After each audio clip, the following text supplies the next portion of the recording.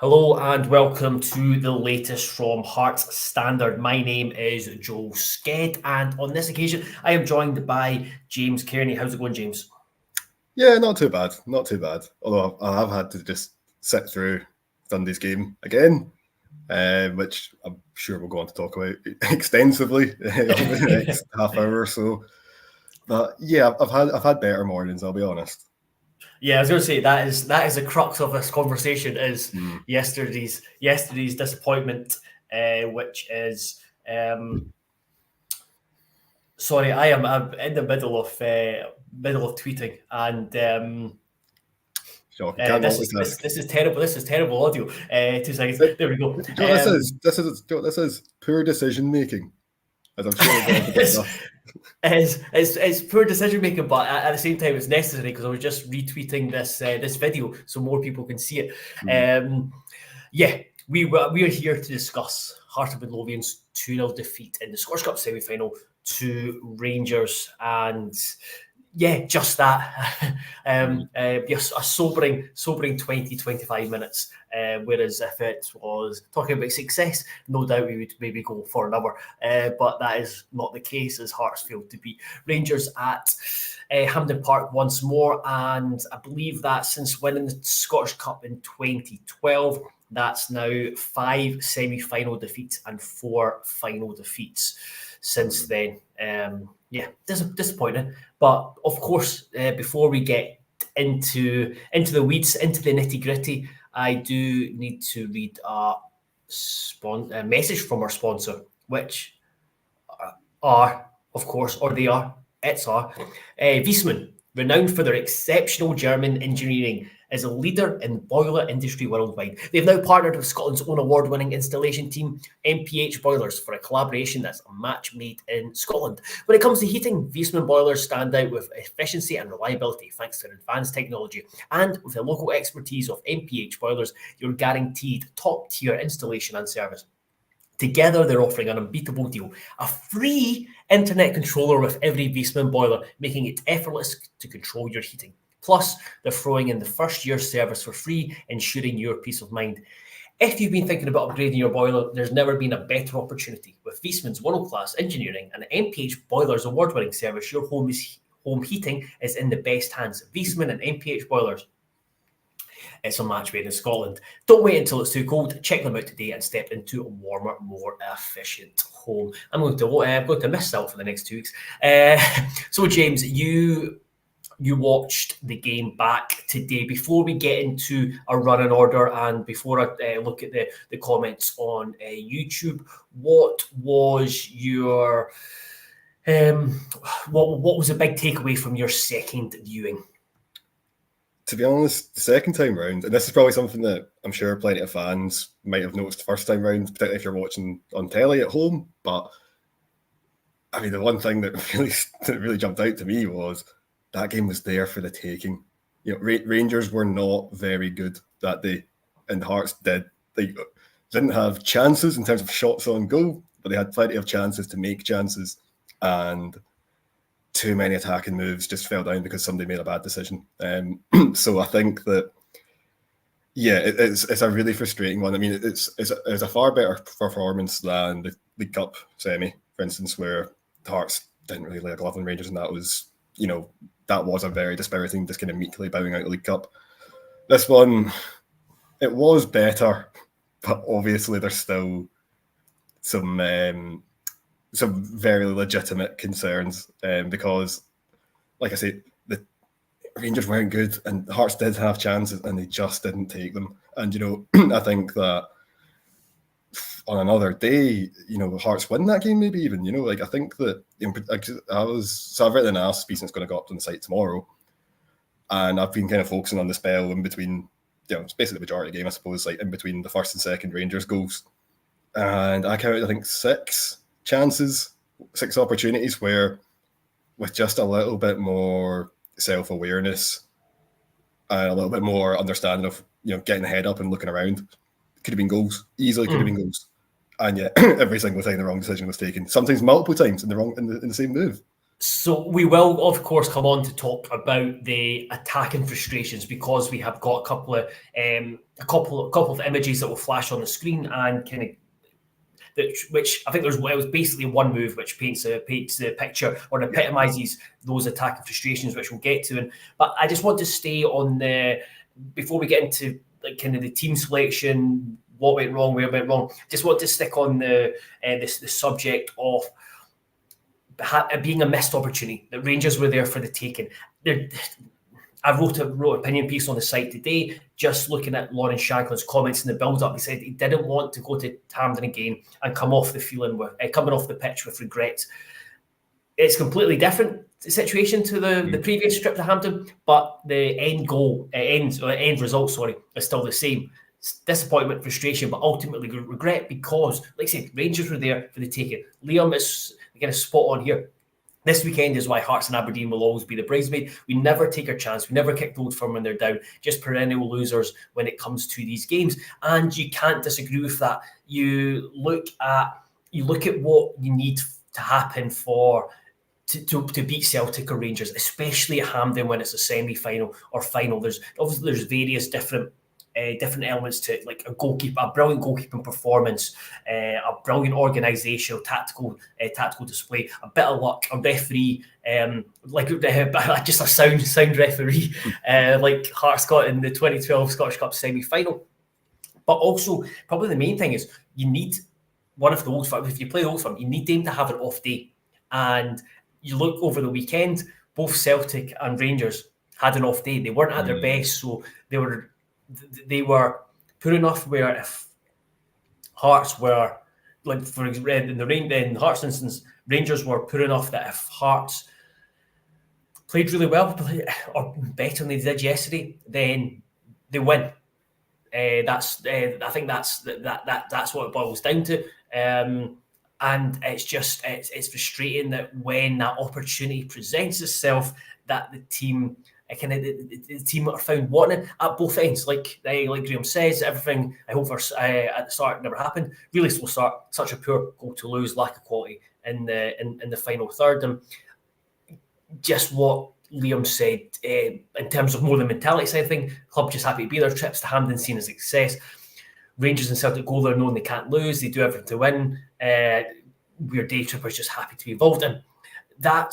I think that's a big thing for Naismith, is he wants to change that mentality that it's a yearly thing where Hearts get to Hampden, and it's about changing that mentality from basically being there and existing or competing to actually going there and producing the final result.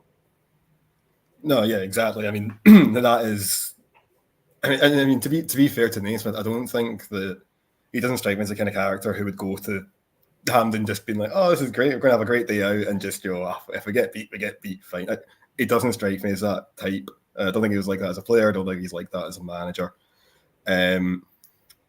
So yeah, I mean, obviously, it's an area where Hearts do need to improve. Like you say, you look back over the last 10, 12 years, and this does seem to be the consistent hurdle where the team falter. So we get drawn against the Old Firm at either half of the Old Firm, whether the semis, the final, and it's a difficult game. And again, I think this is my greatest frustration with Sunday, was the fact that this wasn't like the other games. This wasn't as if Rangers turned up and it's like, this wasn't like the 5-0 at Ibrox, where Rangers score very early on, they take control of the game and they just batter Hearts.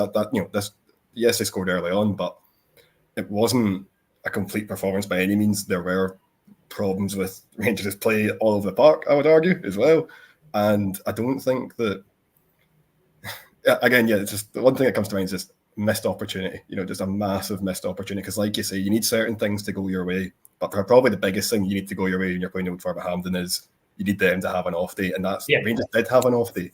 It was there, the chances were there, and it's just that's the frustration. And I suppose, like I said earlier, if you're getting your rose tinted specs on, you can kind of take the positives and go, it's progression, I suppose, from the League Cup. But ultimately, it's just really disappointing, particularly when that first goal goes in after 5 minutes, and you just think, was it even 5 minutes? And you just think, again, it's a recurring problem. It keeps happening, and again, it just completely shifts the whole mood of the game. All of a sudden, Hearts are chasing the game. It's the fans are a bit nervy, and it's Rangers who. It's Hearts who have to ask the question and kind of push, really try and seize the initiative, and Rangers didn't have to do that. Yeah, like Ian W says here on YouTube, most frustrating thing for me was yet again, see the goal in the opening few minutes. I've lost count of times we've done that this season. Graham again says the first goal was so sloppy. Could look at a few players, but Rouse has to be stronger in the challenge. And it's just so soft, which is the same for a number of goals we lose them. That's kind of that's it for the first goal. And Naismith's talked a lot this season about the conceding the goals and how the team are their own worst enemies when they do it. When you kind of analyse all the goals that have been conceded, just been some really, really basic errors. And Sunday was so frustrating just because it's there. It's like Rolls. All he needs to do is just commit to it. Mm-hmm.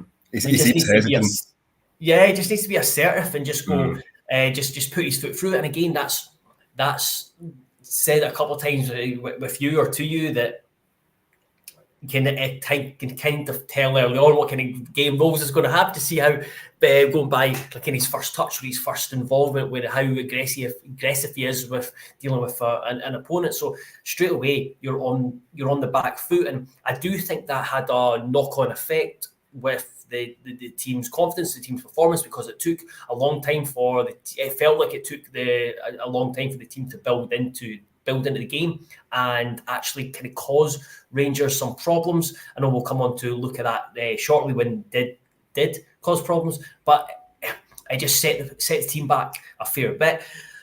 Before we move on to talk about more the rest of the game, I just wanted to get your view on the lineup that Naismith suggested. The big talking point is Alex Cochrane. Alex Cochrane was left on the bench. I asked Naismith yesterday what the thinking was behind it. He talked about Kingsley's delivery, he talked about his threat from set pieces. But in my view, that's fine, but you could just have Kingsley as a left-sided centre-back. In my view, he is...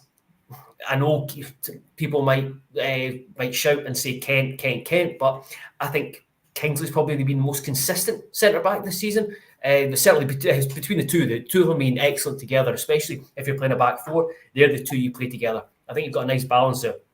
And then you have Alex Cochrane naturally at left back. When the team got announced, I thought, I would wonder if it was Rolls that was going to be playing left back because he's got pace and Rangers have got a lot of pace out wide. But then when it came up and saw them warming up and it was Kent and Rolls kind of passing together, just straight was like, I'm not sure about that. Yeah, no, I was surprised by the lineup in general. When I looked, because obviously I did an analysis piece looking ahead to the game and trying to figure out where parts had made mistakes in the past and what they could do to counter it. And I assumed it would just be the 3-5-2 again, because that's what Naismith went for every time they played Rangers this season. Obviously, he felt he had to change, and maybe there's an argument that was the right decision to be made. But I'm with you. I do think that Cochrane should have been playing. He was a player who I'd highlighted before the game, and I said that actually this is in the back three, so take it up into salt. But he was like, when you look back over the last 4 games between Hearts and Rangers, he's always the free man. He's always and you look back at kind of all the best chances Hearts have created in those games. Like Cochrane's normally not far away. It's either his crosses into the box or him in the build up. And I think that I thought it was strange. I really rate Alex Cochrane. I think he's a fantastic player, and I don't really understand why he was dropped, to be honest. Even if it's a back four, like you say, I would be more inclined to play Cochrane left back pairing of Kingsley and Kent rather than Rolls. And don't get me wrong, Rolls, he could definitely be more assertive for the first goal. I think he just needs to stick a foot in. I think he seems to be a bit reluctant to do so. after that, I don't think he had a terrible game, to be honest. It wasn't as if he was like, getting ragdolled off Dessers like he was back at Ibrox. I thought he was largely okay. To be honest, I thought the defence in general was largely okay. But yeah, so I think the changing system, there is an argument to be made that it kind of worked. I mean, again, like as we're about to discuss, if Hearts make better decisions in the final third, maybe they get a couple of goals, a goal or two, and then who knows what happens. So there's definitely an argument to be made there, but it did catch me off guard. It wasn't what I was expecting at all, because I remember seeing the team sheet and going, all right, I've written 2,000 words the day before all about this is how it's going to pan out. Chuck it all in the bin, doesn't mean anything. But yeah, I was, like you, I was surprised. I thought he went for back three just because he topped up Dundee and Ross County, and that's how they got success against Rangers. And I was speaking to a Rangers pal of mine, and he messaged me asking what I thought of yesterday, and basically just repeated what I said at the start of the video, that I just thought it was Rangers were there for the taking, big opportunity missed. And he talked about the Hearts and Hibs are they never do well against Rangers, and kind of talked as if they just never sure what to do, whether to be rigid and organised and sit deep and be difficult to break down, or to actually go at Rangers, and they're kind of got caught half in between. But over the piece, when you look at it, I don't think the back four didn't work. Like you said, I think there was spells where the team did really well, got a foothold in the game, and kind of grew as the game went on. And up into the second goal, if there was a team that was going to be on the more likely to get the second goal in the game, it looked like it was going to be Hearts, and they were pushing. And then the second goal's a killer. That takes everything out the game. Now moving on to the attacking side of the game, what was it? Was a big downfall just decision making? Was that decision making, execution, lack of quality, or a mix of everything? I honestly think it's just decision making, to be honest. I think when you look through it, I mean, there's that moment fairly early on, I think it's about 10, 12 minutes in, where Devlin and Vargas were kind of over on the right-hand side, and they've got a kind of 2v1 on the go with Matondo, and they're screaming for the ball. Atkinson gets out, and you think, all right, here we go. Matondo gets drawn to the ball once Devlin's got it, and then that totally frees up Vargas down the right, and you think, all right, just slip him in. Grant's actually taking up a brilliant position in the middle. He's hovering in the middle, and if you slip it through to Vargas could square it. It's a decent chance of being a great goal. Instead, what's Devlin do? He takes the ball, he takes a touch, he waits, and then tries to play it inside Matondo, in towards more bodies, and it just doesn't happen. And I think that was kind of symptomatic of the whole game. I think there were plenty of moments in the game like that. To be honest, there was that one. Do you remember not long after, a minute or two after that, maybe Vargas was frustrated because he didn't see the ball that time. But that's when he wins the ball in midfield and decides to have a go from 40 yards. Yeah. What? Atkinson was on the right, literally the entire right-hand side of the pitch all to himself, bombing forward. And you even see Cammy Devlin's shouting and pointing. They're like, oh, there's Natty. No, decides to have a go. Again, it's what are you doing, man? What are you thinking there? It's one of those where Naismith, I know Naismith's talked a lot about maturity in the final third, and there's definitely that, or inexperience in the final third. There's definitely that, but you've seen Vargas in that position. I've seen Shanklin take a shot from there. You see more experienced players taking a shot from there. It's just, rather than maybe someone's age or what, I just think it's one of those where better players make better decisions. I think that's what it boils down to. And don't get me wrong, out of all the kind of examples of poor decision making, that's the least harmful by a mile, because I went out for a goal kick, they got a shot away. That's something. They didn't always do that. Didn't concede a counter attack or anything like that. So you kind of go, all right, fine. But to be honest, the most egregious one for me happened just a few minutes later. Is this the one I need to? Yeah. Right. So Alan Forrest wins the ball. Yeah, there we go. And he's driving forward. So Lundstrom's giving away the pass. James, just before people listen as a podcast, we have put up an image of Alan Forrest in the middle of the park with numerous options around them. On you go, James. Yes, so Lundstrom's just cheaply giving the ball away, and Forrest has done really well to go in and nick it. Basically, Lundstrom then starts closing down Forrest, and Hearts have got so many men forward here. Right, you could score about 5 different goals here. It's sort of up to yourself. Like, the risky option is to try and slide through Shankland, who's, you could maybe just about squeeze it through. Lundstrom might get a leg to it though. Bit risky. Fine, maybe don't do that. Equally, there's Grant just forward and to the right. If you just slip it into him, he can then play in Shankland. That's an easy goal. If you don't want to do that, if you want to take a really safe option, just play the square ball to Cammy Devlin. All of a sudden, then you've got Devlin, Vargas, and Grant running at John Suter, and there's still Shankland in the middle as well. So again, you've got 3 brilliant options there. Any one of them, you go, right, this could, if the pass comes off, that's a goal, or it's going to be a brilliant chance at least. And what does Forrest do?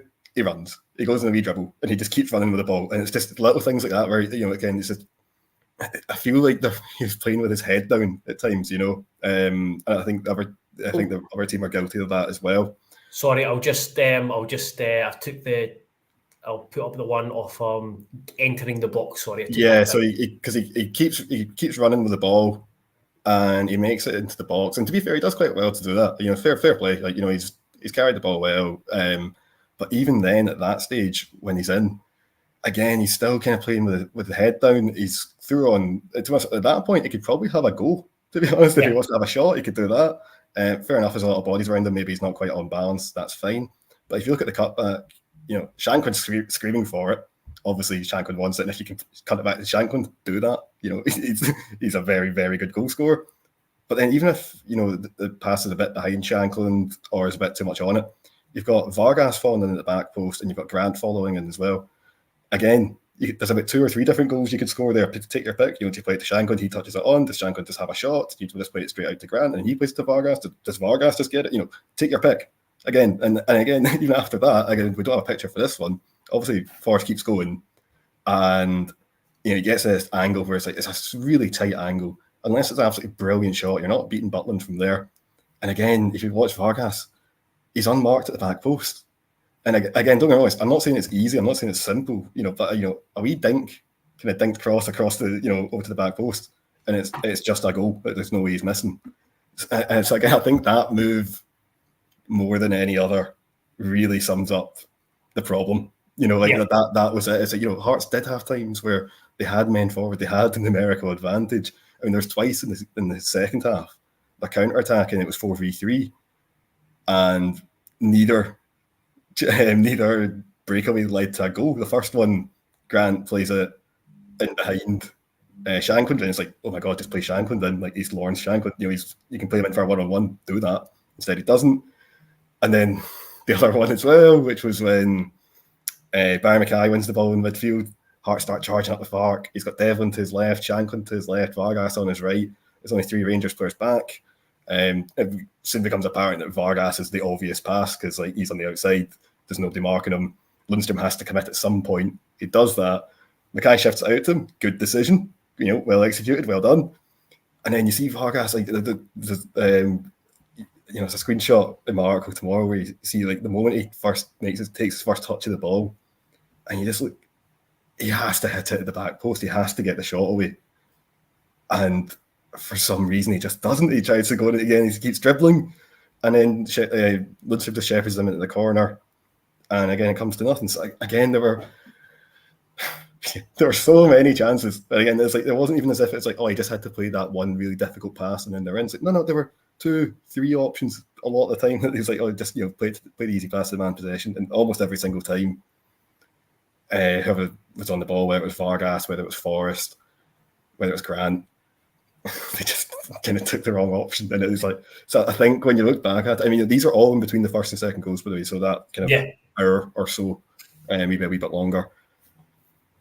And any one of them could have been a goal if it's just with a little bit more wherewithal, So I think that, I don't think it's down to the team's tactics in a sense, and that the players were in the right positions, and I don't think it's down to bad execution. I don't think it's people weren't just hitting passes out the park or just cheaply giving the ball away to everybody else. it is that thing of just going, well, a guy, Forrest had 2 or 3 decisions and he took the wrong one, or Vargas had 2 or 3 decisions and he took the wrong one. I do think it is as simple as that. And again, that kind of harkens back to what Naismith was saying after the game, where it's just there's a certain degree of immaturity in the Hearts attack, and I think that was apparent on Sunday. Yeah, it did seem like anytime there's an opportunity to find a Rangers player when attacking Hearts attack, took it, and again that's just feeds into the frustrating element of it, that the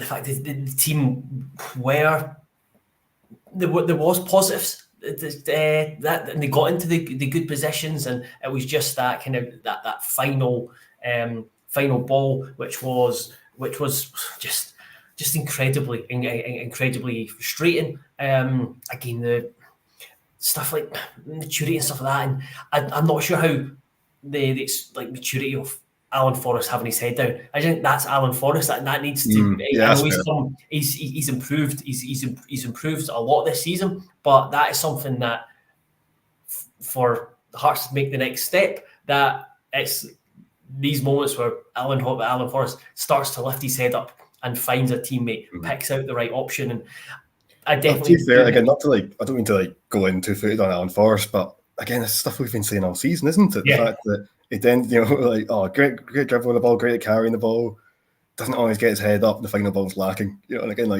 if we look at those examples that we went through earlier, I mean, is there any clearer example of that behaviour, Yeah, and I think that's it's there's people within the club, within the team that are at different stages of their kind of different stages of development, and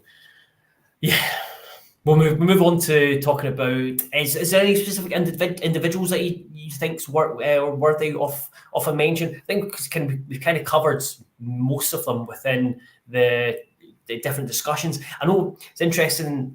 I've been quite fascinated by the coverage of the takeaways from fans, in that there's so many different opinions on what people thought went wrong, went right. It's probably Benny is the one that's probably, as he tends to do, has split opinion in terms of his role yesterday. Yeah, what I'd say on Benny was that I thought he started a little sluggishly, and then I thought on the ball he was very good. I thought he was one of Hearts' better players on the day, to be honest. But,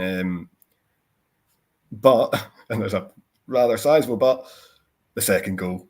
I mean, when you watch it back, he kind of jogs back to get in the box, and that's fine, but then he just kind of stands around while Dessers has the ball, and it's maybe he can get there, maybe he can't, fine, but it's just not a good look, I don't think, when Rangers are attacking, they've got bodies in the box, you got the likes of Kingsley and Rose defending for their lives, and then Benny's just kind of standing about having a fag, and it's like, but you need to get involved. So I can understand, I can certainly see why there is two competing takes there. I think that in possession, he had a few brilliant moments, and again looked, very much looked at home, and didn't look out of place whatsoever. But it's difficult to defend his lethargy, I suppose, at the second. I just don't understand it. I'll be honest. I'll be frank. I don't get it. So yeah, I thought Benny, mixed bag. I thought Devlin had quite a good game, to be honest. Usual self, just kind of buzzing about. I thought he was pretty decent. Oh, after that, we're clutching at straws, aren't we? Let's be honest. That's the thing. I thought it's strange. It's kind of torn. Whereas like the semi-final in November, you can easily just go, right, the team were crap as a whole, individually as a whole. It was crap. Whereas there was positives in this game, but also I still come away from this game probably more frustrated, just because I didn't think anyone was excellent. No one really kind of stood out, but no one was absolutely wretched. I think everyone was just kind of mediocre is probably the best, the most accurate description of of the performance. And if mediocre became good, I think we're talking about Hearts in the final. It doesn't even have to be the whole team, going up from a 6 out of 10 up to a 7 or an 8. You just need a couple of players. Again, if Forrest had a really good game, or if Vargas had a good game, that was probably enough. That probably would have been a difference based on the opportunities that Hearts had. But again, it was just a day where, like we say, I thought Forrest actually largely played all right, for decision making at times. Vargas probably less so, to be honest. I thought that was one of his poorer games. I don't think he offered too much.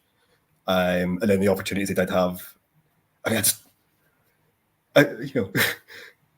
the same guy hit a shot from 40 yards, so I'll have a go, why not? And then when he's presented with a brilliant chance, decides, I better not shoot. It's just baffling. I don't get it. I will say, though, again, I don't think we can let this podcast slide without mentioning a certain Fabio Silva, can we? No, on you go. That was I think, again, I kind of wrote that. That's what it feeds further into my frustration, is if you got John Lundstrom, who I thought was, we gave him far too much space at times, was shelling balls out the pitch. Yeah, John Stewart, who kept on getting robbed of the ball in the second half, and then you've got Fabio Silva falling on his behind as he looked like he looked certain to score. That's what we're up against. I thought it was just. I mean, we're in the press box, so you're not meant to behave yourself. But I burst out laughing when that happened. I couldn't help myself, even though we had the Rangers media team sitting very close by. But I just couldn't help myself. I just thought it was absolutely ludicrous. Just crazy. What's he thinking? I can only assume he's expecting contact from behind, and he's like, right, I better go down then. But it's also an empty net, and he's 5 yards out, so just tap it in. So yeah, very. Very unusual, but at least we got a bit of a laugh. There's at least that we could look back on fondly. Wolves paid 35 or 40 million for him. That must have been some sort of tax write-off or whatever. But no, I suppose we better mention Macaulay Tate as well. I thought he came out and. Credit him, he came out and spoke to the press for the first time. He did an interview with Barry Anderson not long after he's kind of making his debut, but the first time he actually spoke to like more than one person, like the press pack, and he did it after a game where he was clearly devastated. He made an error. As Ewan Murray said to me on Twitter, it was the fact that Rangers still had to travel 50 yards, and it wasn't as if they took the ball off Tate and just ran through and goal and still slotted it past Gordon, like you said about Benny and his reaction as well. So Tate, yes, lost the ball, but he was by far the only. It wasn't him solely making that error that cost the goal. Exactly, that's right. He gives the ball away in midfield. Yes, okay, he shouldn't have done that. Fine, but yeah, it's a halfway line. There's still. When Rangers are attacking, I think it's just Cantwell and Dessers originally that are going, and there's 3 or 4 Hearts players back defending. So, yeah, that should be enough. That should, don't get me wrong, it's not good. Obviously, should he have done it? No. If he do it again, no, of course not. But, I don't think, like you say, I don't think you can lay the blame fully at Tate's door for that. Although, and again, this is something you mentioned on Twitter, I think, yesterday. But, like you say, the fact that he's not really done media before, and this is his first game playing at Hampden, the first competitive game playing at Hampden. He's come on, he's made that mistake. He's feeling guilty about it. And I think that was clear from speaking to him. But again, I think that does speak a lot to his character, because people might not know this, but the way these kind of games at Hampden work, there's like a mixed zone at the end. Some players will kind of wander through and you can try and grab them, and some won't. But the point is there's no demand obligation to do that. Yeah, there's no obligation. That's the right word. Exactly. There's absolutely no obligation. So I think to do that, to just made a mistake in a semi-final and to go, Joe, I better go talk about it. I think that does speak volumes about his character. To be honest, I just felt bad for him. I'm not gonna lie. Just speaking to him, you could tell he was gutted.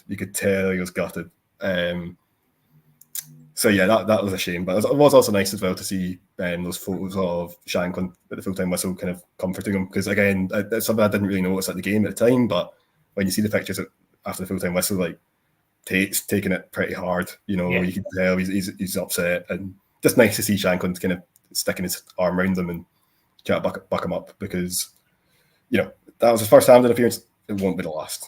Yeah, and not that one. As Bascom77 says, not that one either. It was this one. Tate was, as he said, Bascom77 says, Tate was trying to make something happen, and he did. That's thing. What he did, I thought was the right thing. It was like he got the ball and with forward momentum, and he tried to take it forward, and he just let the ball get away from him. So I think the intention was correct. The execution just wasn't there. But then you see later on in the game, when Oda's got the chance and saved by Butland, it's Tate setting him up. And Naismith said afterwards, big character to continue to step up and try and get on the ball as well. So yeah, I think he's got a big career ahead of himself. I disagree with John here. He says, I'm not seeing anything to make believe he's Hearts standard.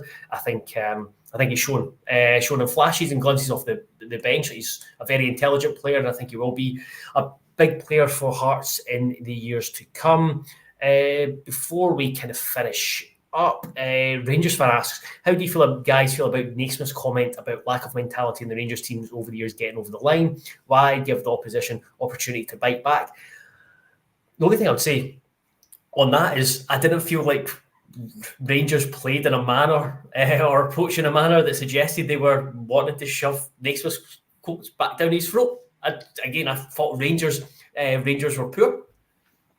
Yeah, no, I think that's probably fair. Yeah, I mean, we touched on it obviously in our game, in our pod when we were previewing it, but I think part of it as well is just to, like we're saying earlier on about the fact that it's not just a day out at Hampden. You need to go there and believe you can win, and believe that you're better than Rangers and all the rest of it. And little things like that, that is going to give the players confidence. But I wouldn't lie, it did surprise me, just because, like we said before, Naismith's not. He doesn't generally take pot shots in the press like that. So I thought that was unusual. Who knows? Maybe it affected Clement's thinking, because obviously Goldson didn't make it on in the end. So maybe he's like, oh yeah, maybe he's got a point. But certainly eye raising when I saw them. But again, I think it's just about trying to get that kind of confidence, building up his own team's confidence rather than giving Rangers their pre-match team talk. Yeah. I suppose the only thing now is basically looking forward to Saturday, hopefully securing third place, getting third spot wrapped up sooner rather than later. And then that allows, with Celtic having beaten Aberdeen, Hearts now know that if they win on Saturday, that's third place guaranteed, definitely at least 8 games in Europe next season. And that allows the planning stage to begin. Obviously the planning stage has already begun, but more focus, because any club will have like the if get into Europe and then the if don't get into Europe. So Hearts will be able to know that, yes, we're going to guarantee at least 8 games in Europe. That will bring in at least £5 million in revenue. I would say more than that, I would estimate, because of in terms of profit, more than we'd made last season, because the Hearts had to invest in infrastructure the last time to bring it up to UEFA standards. That's there. So there's not as much onus on the club having to invest in that side of things. And then there's the ability to make more money, get into Europa League group stages. You've got 10 games, so there's real possibility there. But I do think the Sunday showed that money will be hugely beneficial in terms of upgrading the squad. But the kind of short term, just get over the line as quickly as possible, and then that allows you to kind of look ahead to what should be a intriguing summer and exciting next season as well. No, absolutely. I think that's a really good point. The fact that, we know that you don't wait till the transfer window opens and start going, all right, well, who's about? Let's have these. No, these things go on constantly. In the background, they're always rumbling on. And like you say, knowing that Hearts have got third and they've got this, let's call it, say, £5 million, I think, coming in that they wouldn't have otherwise had. that does help you in terms of going, okay, well, actually, we're after this guy we're going to sign this guy in a free transfer, but actually now we can spend a few $100,000 on this guy instead, or whatever it might be. So I think it can only help. I think that, but then that's the thing as well. So even if, say Hearts do win on Saturday and that's it, third's wrapped up, season's effectively over.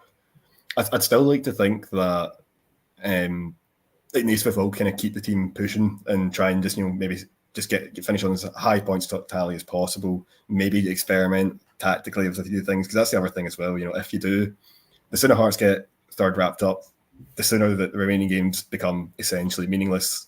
And then you can experiment, you can try new things, you can give young players a chance, you can change the formation, you can do whatever. Try a game without Shankland just in case, next season you might have to get used to it. Maybe, I don't know. I think there's that. And the other thing as well, of course, is that there's still another game against Celtic to look forward to, and perhaps more pertinently another game with Rangers to look forward to. So even if Hearts do get third and get over the line, there's still room for further progression after that. I think even in the remaining games, even if on paper they're meaningless. Yeah, absolutely. So fingers crossed. This Saturday is when the team win for the third time at Rugby Park this season. That'd be quite an achievement considering how good Kilmarnock have been, how good they are at home. But we'll cross that bridge when it comes to it later on in the week. I would just like to say to everyone, thank you very much for continuing to watch, subscribe, support, engage. Just a heads up, I am away on holiday for the next 2 weeks, so James is in charge of things. So just because there's it's only going to be one of us, the video content and content on the site might not be as frequent as usually, as per usual. James might get Scott on, Tom on, a couple of guests where and when possible, but there might just not be the steady stream of videos or content you used to. But I really want a holiday, and I don't want James to be working 24/7 as well. So, and let's be frank, nobody wants me to come on this by myself and just start blethering, because we'll all get very bored very quickly. But I can assure you there'll be plenty of content over the next few weeks. We have got something, kind of a couple of features going up. We'll have all the usual pre-post-match stuff from games, and we've got an exclusive interview with Saulius Michaelinas as well, which will go up over the next couple of weeks. There's 2 parts, a wee bit about his retirement and his time back in Lithuania, and a wee bit about his spell at Tynecastle. But until the next time a video is out there and we see you, thank you very much and goodbye. Bye-bye.